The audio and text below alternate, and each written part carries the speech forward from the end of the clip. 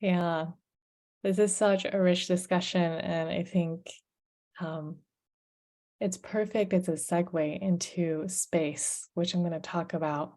I think I have so much to say about space, and uh, we'll see how far we get. And I would love to do the exercise, even if you just get a taste of it for like a few minutes.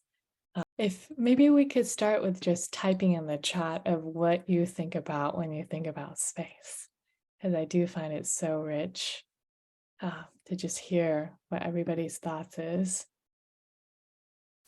We have rest, freedom, a lot of freedom, possibility, growth, the matrix of origin.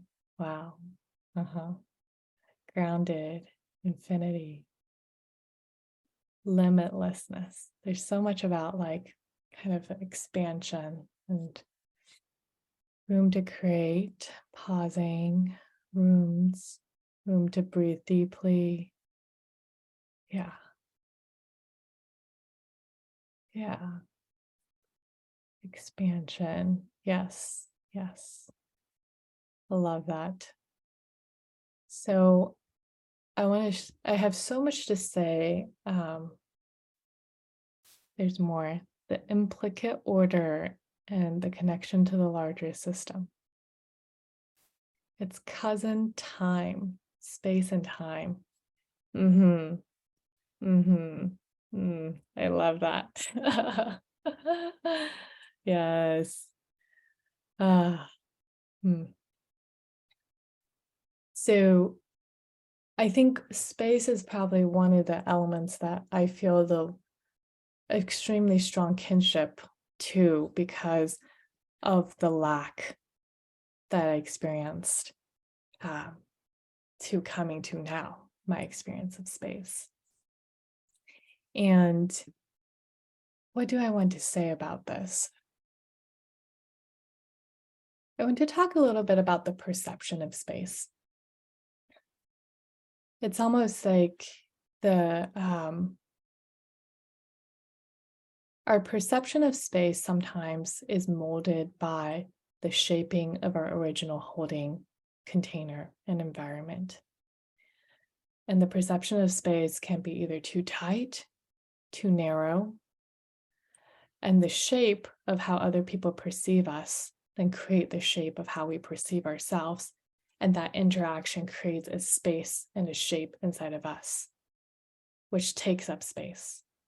And then from there, our world narrows. And the world narrows, and the way we perceive the outside space is in those shapes, that which is formative in us. And we may perceive spaces to be dangerous, and the size, the shape, the goodness, the safety of the space is so dependent on these original shapings that we carry throughout the world. And so oftentimes, like for a long time, I moved through space feeling it's too cramped. Everywhere I went was too cramped. It was too small of space, not enough space for me. And those shapes that I carry inside, energetically, emotionally, physiologically, were actually taking up space. But they were also taking up outside space while I was taking up my inside space. And so the freedom and the possibility that many of you had spoken about, there wasn't any of that, or I couldn't perceive it. It was always there, but I couldn't perceive it or experience it. So it's like almost, I like the metaphor of carrying around a house, a shape of a house. And that house can be big or small, but sometimes the house is really filled with things that we can't actually experience the largeness of the house. And the other pieces around that, the space inside and outside are connected. The space inside and outside are not separate. Just like what I was saying before, the projection of my inside shape onto the outside shape.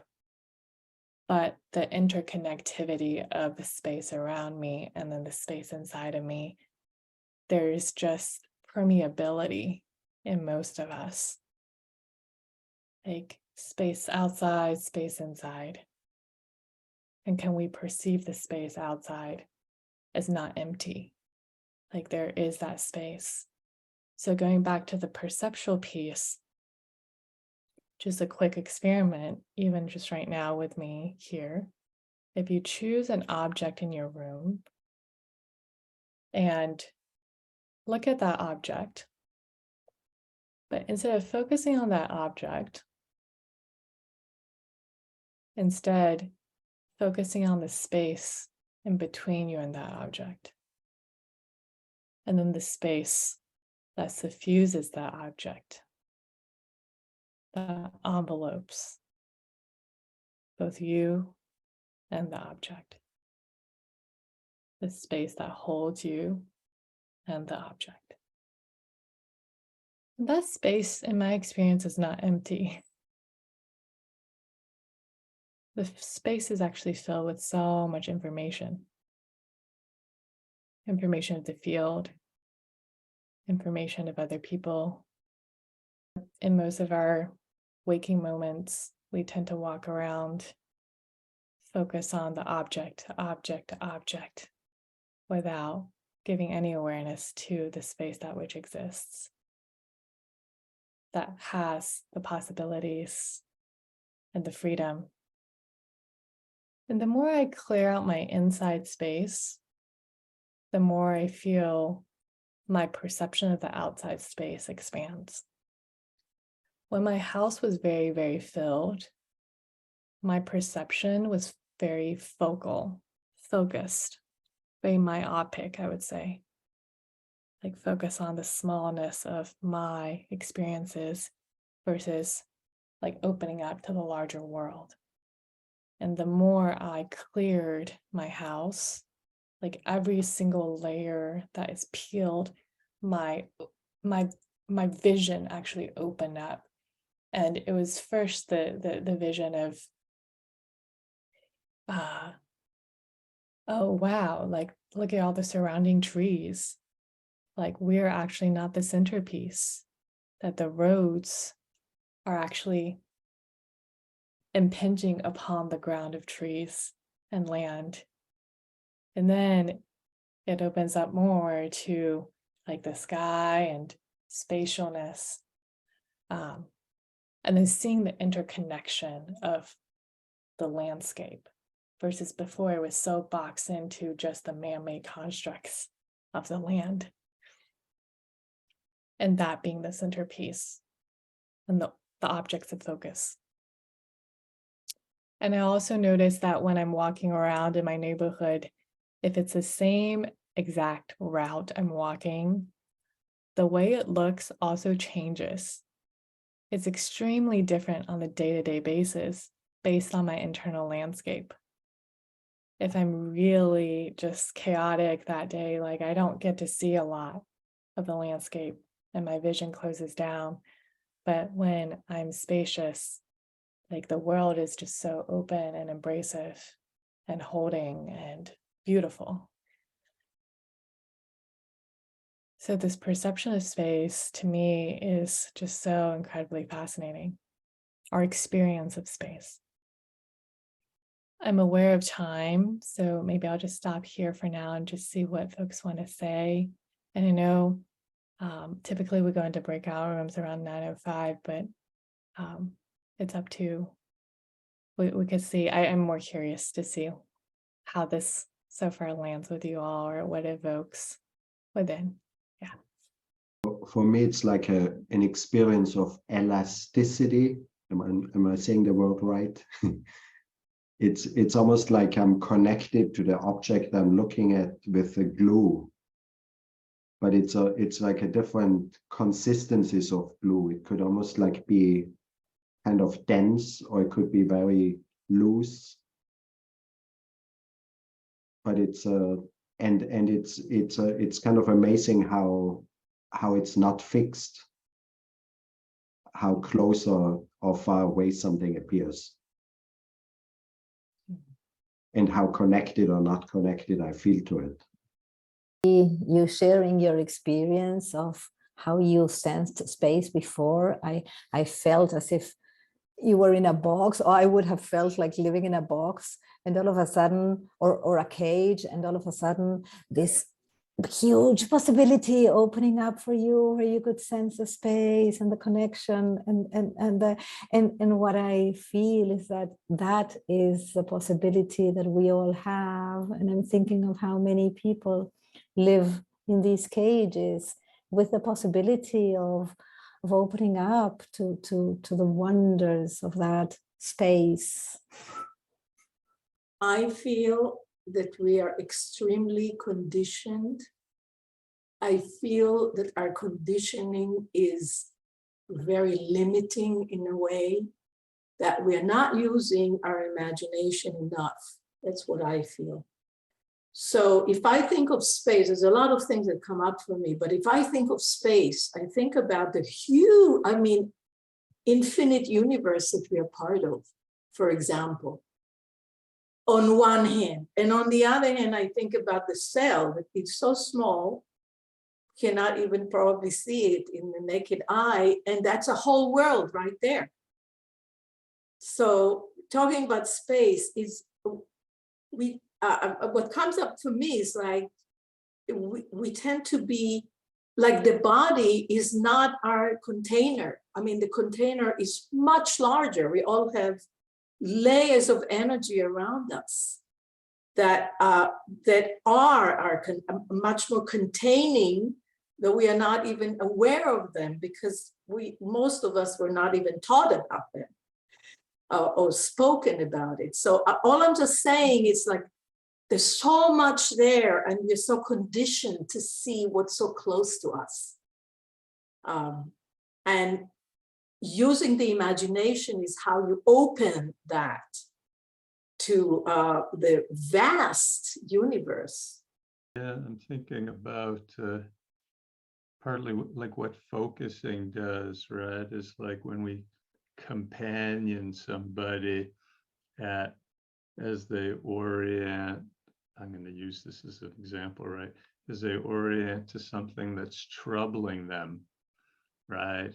What generally happens is we get stuck in a fixed point of view from which we're looking at our situation, right? And so with the coming from the outside, it inherently opens the space, right? And then allows, like a version, Abby, of what you were saying, of that sense of the wider landscape. Oh, actually, I can go here, or I can go there.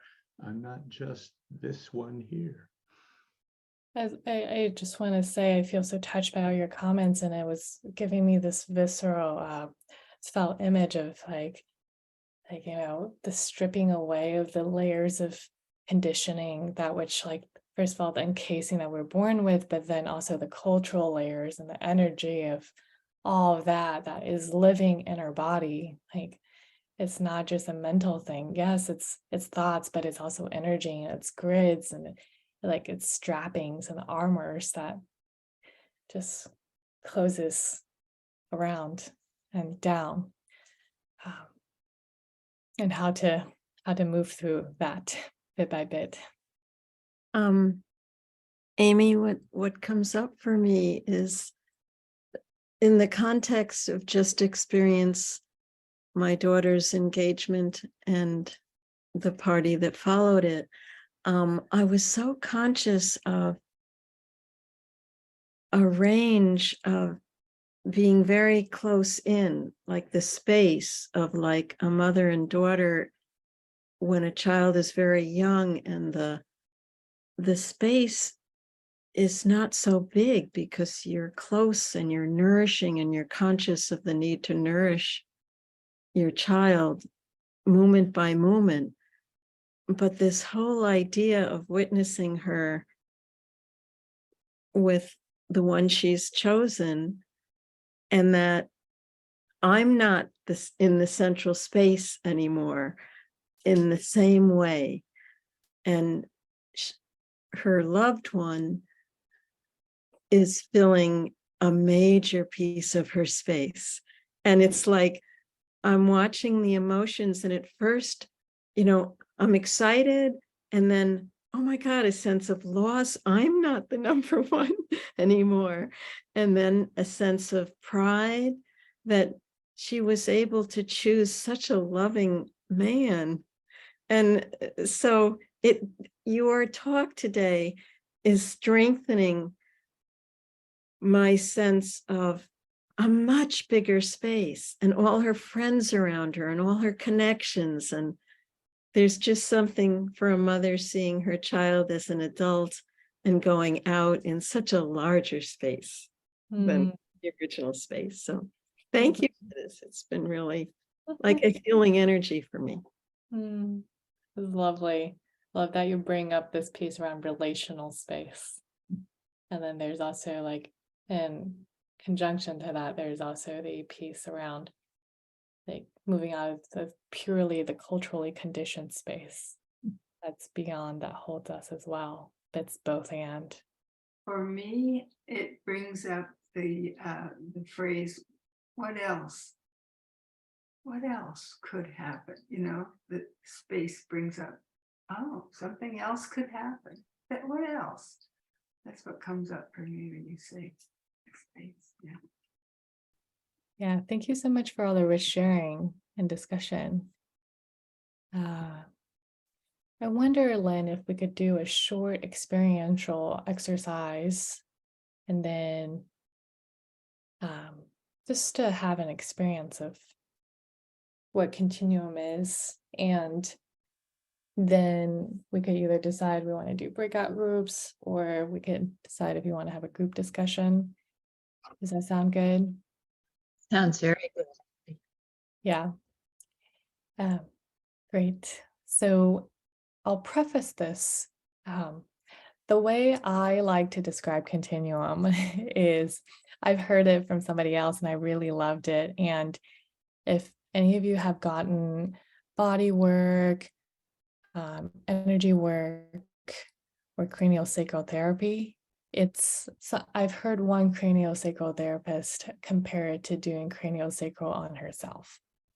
It's using sound, breath, micro movements to move the inner world of you. And we were talking about how we're still encased in through these cultural conditionings. It's moving through the waters of you to begin to break down the tense tightness of the stuck energy and grids that is both in and around our bodies.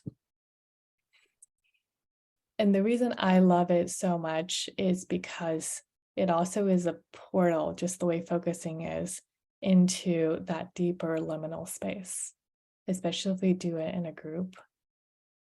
For the purposes of today, I'm going to just do a short demonstration, and you can choose whether you want to follow along and join in or not. I'm going to center it around the two topics that we talked about. One is fire, and the other is space. I'm actually going to start with space. As we talked about, actually give me 1 second. Talked about that the experience of space is the same both inside and outside. So one way that actually really helps to open up our perception of the world is by opening up the space inside of us. And we can do that through sounding. And the sound I'm going to introduce is Om. So it's spelled O-H-M, but really, I'm sure you guys have heard of the chant Om. And what I'm going to invite us to do is to begin to send the sound of Om. And as you're sending the sound of Om inside yourself, it's very helpful to visualize what is in your body or the location, because energy follows attention. So wherever you send that, wherever you pay attention to, that sound will actually go and impact, and it's going to create that vibratoriness of the liquids in your body. So I'm going to invite us to send Om down through our central channel, which really is just the inner core of us, right in front of our spine. I think it's beneath, behind our organs, but in front of our spine. And if you can't pinpoint that exactly, just think about it as just the central column around your spine. So you're welcome to do it with me. I'm going to just start us from the top down. Yeah, I'm going to start from the crown of my head and then sending it down through the spine down to the bottom sacrum. And as I'm doing that, I can envision the large and small size of the space and expand as much as you like. So here we go. Om.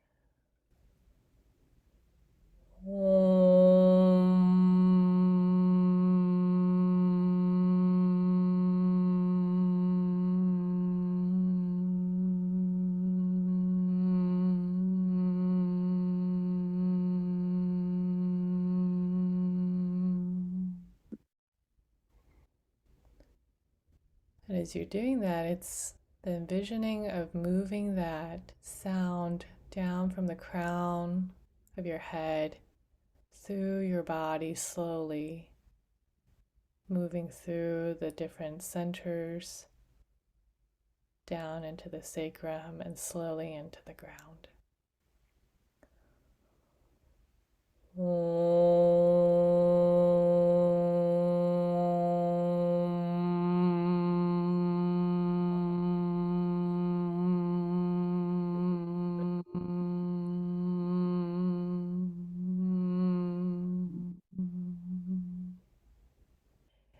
And then I invite you to also send something that what we call is the silent puffed O, which is exactly as the name sounds like. But if you could envision the sound of the O, and then inside of you, as if you're blowing yourself up as a balloon. So it's this O, as you think about making the O shape, sending it inward and downward through your central column.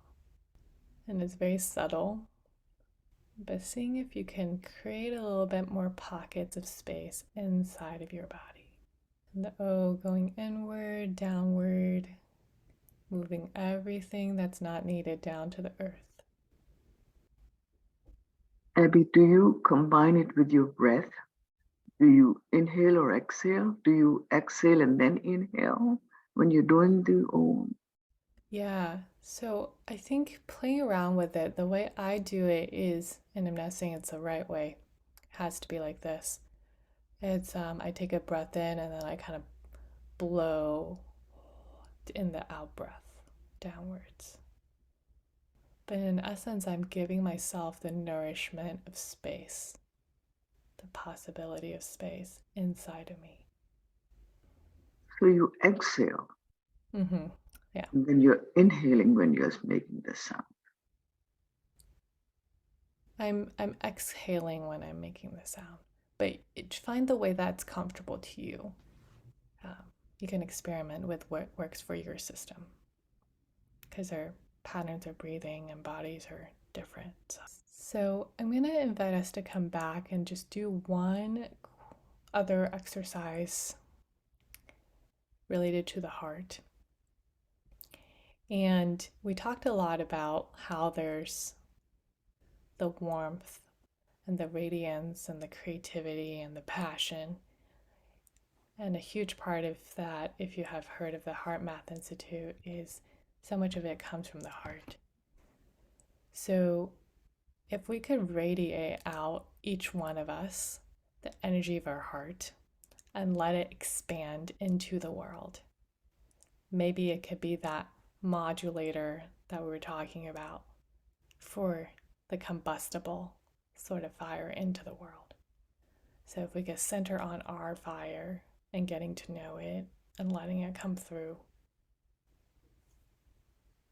it sends out energy into the field for the larger world.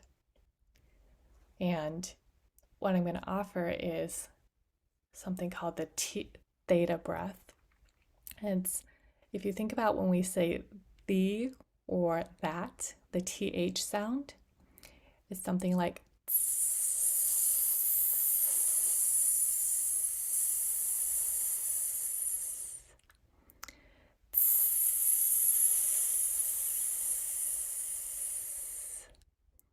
yeah. So what I'm going to invite you to do is imagine, and maybe you can even experience, of TH, this energy. You're sending out your heart energy, heart warmth, your love and compassion into the world through the TH. So it's like a strand of your heart energy into the collective world. And it could be from the front of your heart, and we can play with it in all different directions. It's the front, left, right, up and down, front and back. So it's all directions of your heart. So if you want to try it together, just for a quick example.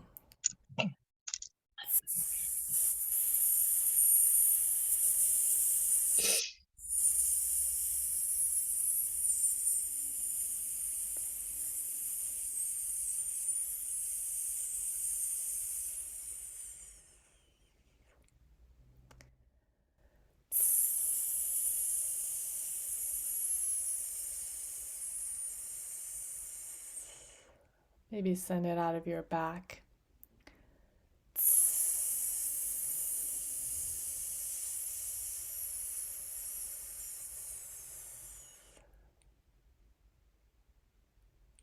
And maybe even there's somebody's particular or a particular situation you would like to dedicate your heart energy to.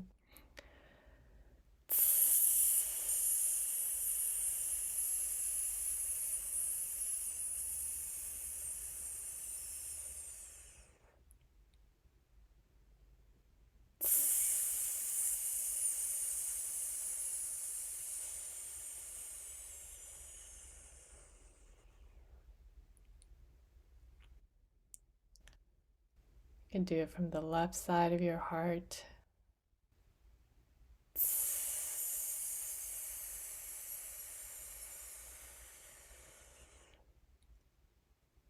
Or the right side.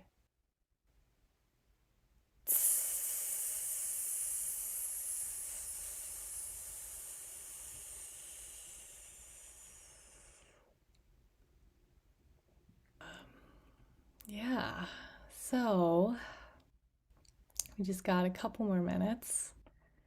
I feel really nourished by the energy of this container today. And yeah, thank you all for playing and sharing and witnessing. And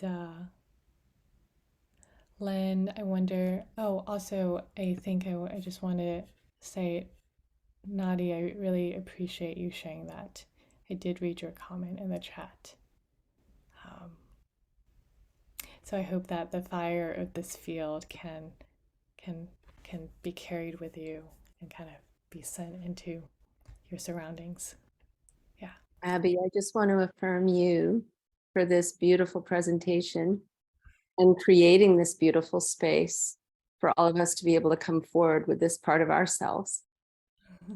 Just so grateful for the reminder that I'm the energy flowing through me, but not the body itself. Thank you. Thank you, Steph. Yeah. Thank you, everyone, for co-creating the field, the richness of the field. Yeah. Debbie, I want to also say I've been so nourished by your way, your presence, your enthusiasm, your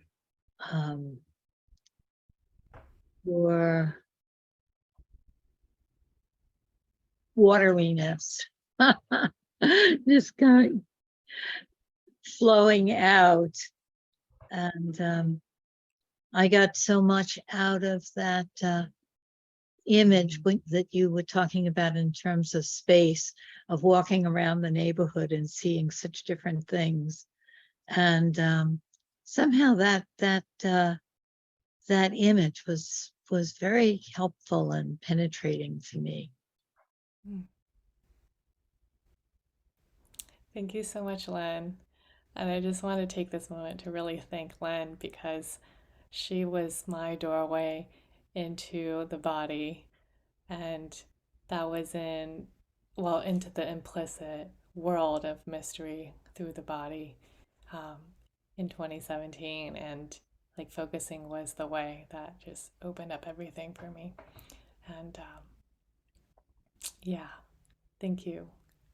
And there are some early demonstrations on YouTube of me and Abby, of your just learning, clearing a space, and just the beginnings. And I think that people will be very nourished by watching that and seeing how you've grown.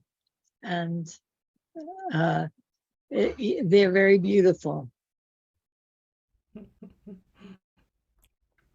I want to say thank you also so much, Abby, for introducing the different elements and how it just brings it to life for me. I was also wondering if there are any books, not so much for the focusing, but with what you were discussing today, the different elements, and you mentioned Emily Conrad and Mary Abrams and different people. I was wondering if they've written anything on the subject. Yeah, so Emily is the original founder, but my main influence is Susan Harper, but she hasn't written anything. But one of her main influences, which I would totally recommend, is Malidoma Somé. I'll type that in the chat. Yeah. Thank you. He is from the Dagara tribe in Western Africa, and they're the native people, and he shares their traditional shamanic practices around the elemental rituals and the beauty of the rituals for healing as a community, the creation of like a flow of energy for emotions to move through the different elements. And there's so much wisdom that I've been so inspired by through his books, that I would definitely recommend. I think there's one called like the Healing Wisdoms of Africa or West Africa or something like that, that is top on my list. And that's the name of the book. Yeah, that's right. Thank you. I could put in a plug. The great continuum teacher Elaine Colandrea has a book called The Elemental Body. If you just Google on Amazon, The Elemental Body, it's terrific. Do you know that one? Yes, I went to retreat with her last year. Yeah.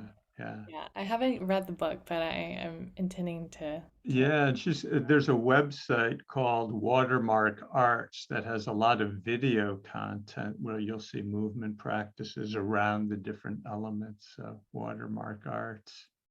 I'll put it in the chat. There's a video of Susan Harper that Elaine made, and that one I would recommend. Watermark, I think, yeah. Watermark Arts, that's right. Well, I think it's time for our poem. And Abby, I want to thank you again so much. Thank you for having me. Dorothy, you're on mute. Yeah. Another window into our body. This is called It's a Blessing for the Senses by John O'Donohue. May the touch of your skin register the beauty of the otherness that surrounds you. May your listening be attuned to the deeper silence where sound is honed to bring distance home. May the fragrance of a breathing meadow refresh your heart and remind you are a child of the earth. And when we practice, and when you partake of food and drink, may your taste quicken in the gift and sweetness that flows from the earth. May your inner eye see through the surfaces and glean the real presence of everything that meets you. May your soul beautify the desires of your eyes, that you might glimpse the infinity that hides in the simple sights that seem worn to your usual eyes. Thank you, Dorothy. That's a beautiful poem. I just want to announce that at 10 o'clock, the planning committee is going to touch base. And if you aren't on the planning committee, you're welcome to come contribute anything that you can or want to. And that won't be a long meeting. It will be a brief meeting. And we will see you next week. Bye, everybody. I'm just going to leave the room open here for our meeting at 10. Thanks, Abby. Thank you, Abby. That was terrific. Yes, thank you. Everybody, bye. Bye-bye. Thank you very much.